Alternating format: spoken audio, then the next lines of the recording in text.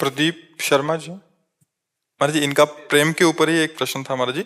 गुरुदेव, प्रेम तत्व के बारे में आप वो अन्य महापुरुषों के श्रीमुख से सुनकर वो आपकी कृपा से थोड़ा पता लगा कि ये प्रेम सर्वाधिक अलौकिक व दुर्गम प्राप्य तत्व है, जिसका वर्णन शब्दों से करना असंभव है। महाराज जी, मेरा प्रश्न है कि प्रेम इतना अद्भुत होते हुए भी इतना पंथ इसका कठिन क्यों है? ये पंथ वो तत्व अद्भुत सुख के साथ विरही वो प्राप्त होकर भी प्राप्त ना होने जैसा कैसे है?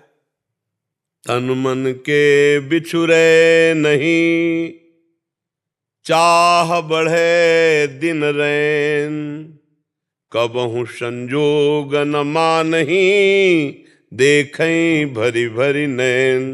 तन मन से प्रेमी कभी बिछुड़ता नहीं, मन भी प्रीतम के पास, तन भी प्रीतम के पास, पर ऐसा लगता है मैंने कभी देखा नहीं।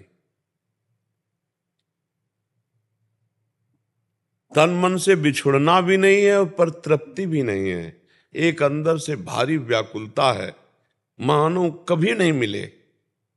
अरबरात मिलवे को निस दिन, और निस दिन मिले ही रहत, मनो कबहू मिले ना। ये प्रेम मीरा जी इसीलिए कहती, जो वैसा जानती प्रीति किए दुख होए, नगर ढिंडोरा पीटती अजी प्रीति ल करियो कोई। ये बहुत बहुत ही अमृत है, प्रेमामृत। पर ये पहले आग से जलने पर फिर प्रेमामृत का अधिकार, विराग में पहले संपूर्ण संसार के राग को भस्म करके एकमात्र प्रभु, एकमात्र अपने प्रीतम, उसी में लगन लग गई। अब उस अव्यक्त को जिसको देखा नहीं, उसके लिए देखने के लिए तड़पण है।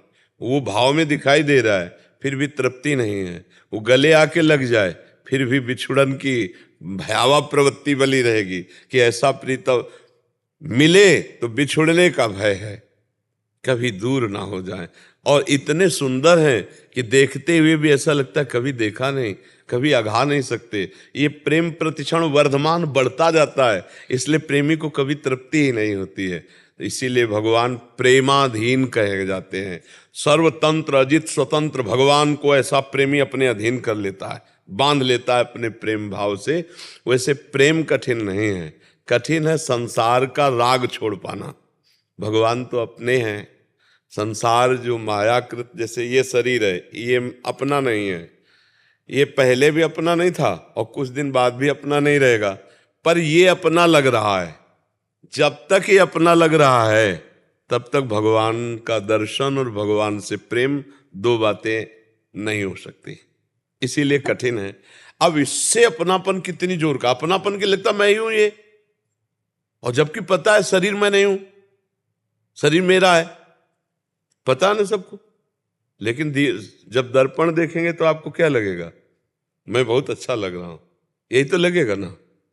ये शरीर प्रतिक्षण नाशवान, प्रतिक्षण ये छूट रहा है, एक दिन छूट जाएगा, न पहले था न बाद में, फिर आप इसको अच्छा कैसे मान रहे हैं? ये तो परिवर्तनशील है। इस पर जब तक राग रहेगा तो भगवान से प्यार नहीं होगा। इसलिए पांचों भूले देह शुद्धे, जब देह के राग तब भगवान से प्रेम होता है, जब देह राग कम हो जाए।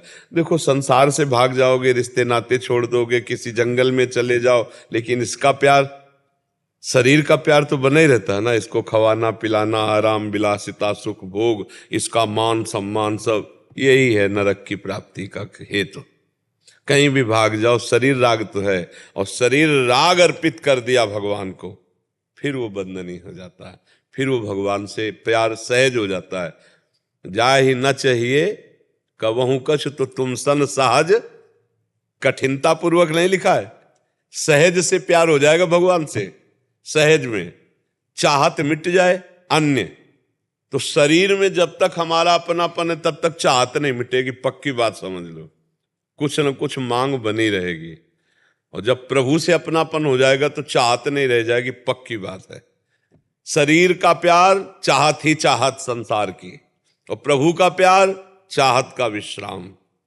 केवट जब प्रभु के चरण पकड़ रहा है, पा गया, तो क्या कह रहा है? अब कछुनाथ न चाहिए मोरे, नहीं चाहिए प्रभु से अपनापन, प्रभु का प्यार नहीं चाहिए अब कुछ। और शरीर से अपनापन, शरीर का प्यार मरते दम तक चाह नहीं मिटा सकते, नहीं। अगर भगवान से प्यार हो गया तो 5 वर्ष का प्रहलाद, 5 वर्ष के ध्रुव जी, कितने बड़े बड़े महापुरुष हो गए। भगवान के प्यार के बल से छोटे छोटे बालक त्रिभुवन विजेता को परास्त कर दिया। त्रिभुवन विजेता हिरण्यकश्यप परास्त हो गया 5 वर्ष के प्रहलाद जी के आगे। भगवान की भक्ति, भगवान से अपनापन, भगवान से प्यार। प्यार कठिन नहीं है, कठिन है संसार और शरीर का राग छोड़ पाना। और ये राग छूटा कि अनुराग प्रभु से हो जाएगा। और जब अनुराग हो गया तो उसकी मस्ती क्या कहना। सोचो, यहाँ का कोई बड़ा पदाधिकारी आपसे हाथ मिला ले, वो कभी फोन ना उठाए आपसे, पर आप गर्व में फूले रहेंगे, नहीं फूले रहेंगे कि अमुक पदाधिकारी हमारा, ओ अखिल कोटि ब्रह्मांडों का मालिक कह रहा है, अनन्यश्चिन्तयन्तो माम ये जनाः परिपासते तेषां नित्याभियुक्तानां योगक्षेमं वहाम्यहम्। हमें विश्वास नहीं हो रहा, हमें फूलन नहीं हो रही। कहाँ फूलन हुई? अभी संसार का कोई पदाधिकारी कह दे चिंता मत करिए जी, ये नंबर लीजिए, जब जरूरत हो फोन कर। और भगवान करे योगक्षेमं वहाम्यहम्, मैं योगक्षेम का वहन करूंगा। अगर भगवान से प्यार कर लो तो सच्ची कहते हैं निहाल हो जाओगे। तो बोले वो दिखाई नहीं देते हैं ना। तो देखो, जैसे हम अपने असली पिता को नहीं पहचान सकते, माँ के बताए हुए वचन पर ही हम विश्वास करते हैं, नहीं करते ना। माँ कहती है तुम्हारे पिता जिस दिन से कहा हमें कोई संशय नहीं हुआ, और हमने मान लिया ना, तो हमने जान लिया ना अपने पिता को। अगर माँ ना बताती तो त्रिभुवन में कोई दूसरा ऐसा नहीं जो हमें बता सके मेरा पिता कौन है। असली में पिता का परिचय केवल माँ जानती है। ऐसे ही भगवान का परिचय गुरुदेव जानते हैं। अगर गुरुदेव के वचनों पर विश्वास हो जाए तो जैसे माँ के बताने पर पिता का परिचय हो गया, ऐसे गुरुदेव के बताने से इष्ट का परिचय हो जाएगा, भगवान का परिचय हो जाएगा। जो गुरुदेव नाम देते हैं, जो मंत्र देते हैं, जो उपासना देते हैं, हम अपना चित्त उनमें जोड़ें, बस फिर आनंद का अनुभव हो जाएगा। प्यार कठिन नहीं है, कठिन है संसार का राग त्यागना।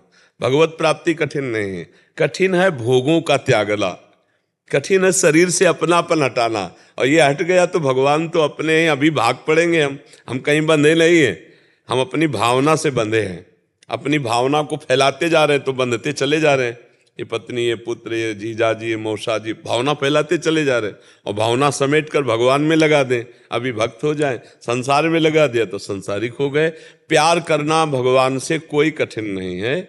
कठिनता इसलिए दिखाई दे रही है कि इन संबंधों से प्यार हटा पाना और शरीर से प्यार हटा पाना, ये बहुत कठिन। और ये हो जाएगा नाम मंत्र जप से।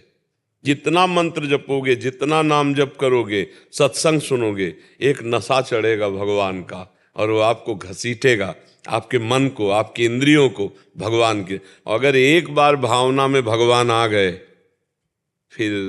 फिर कभी मन छोड़ेगा नहीं प्रभु को। ध्यान रखना, एक बार इतने सुंदर, इतने कृपाल, इतने बलशाली, इतने महिमा में मेरे प्रभु, फिर तो झूम पड़ता। तभी भक्त नाचता है, कभी अट्टहास करके हंसता है, कभी रोता है, कभी नाचता है, कभी समाधिस्थ हो जाता है। ऐसे प्रभु का आनंद मिलता है। तो नाम जप करो, भगवान के लीला चरित्र सुनो, सत्संग सुनो, कोई गलत आचरण मत करो, दूसरों को दुख देने वाली क्रियाएं ना हो, तो धीरे धीरे हमारी चित्त वृत्ति भगवान चुरा लेंगे। भगवान का एक नाम है चित्त चोर। वो अपने भजन करने वालों के चित्त को चुरा लेते। जो अभी मन चंचल है ना, इधर उधर भागता, भागने दो, तुम चिंता मत करो, तुम भजन करो। वो चित्त चोर ऐसे इसको चुरा लेंगे कि ये कहीं जाएगा ही नहीं, पंग हो जाएगा। पर रोते रहोगे, रोते रहोगे, आनंद की उमगन में रोते रहोगे। इसलिए नाम जप बहुत जरूरी। नाम जप और सत्संग, और अपने आचरणों को पवित्र रखो। जितना पवित्र आचरण रखोगे उतनी ही परम पवित्र वृत्तियां उठेंगी, और परम पवित्र वृत्तियां ही परम पवित्र भगवान की तरफ हमको आकर्षित करें। ये पाप वाली बातें भगवान से विमुख कर देती हैं। पापवंत कर सहज स्वभाव, भजन मूर्ति भाव न काऊ। और संसार में पाप की बाहुल्यता है। आपको पाप कराने वाले मित्र मिल जाएंगे, पाप कराने वाली बातें अच्छी लगेंगी, इसकी सुविधा मिल जाएगी।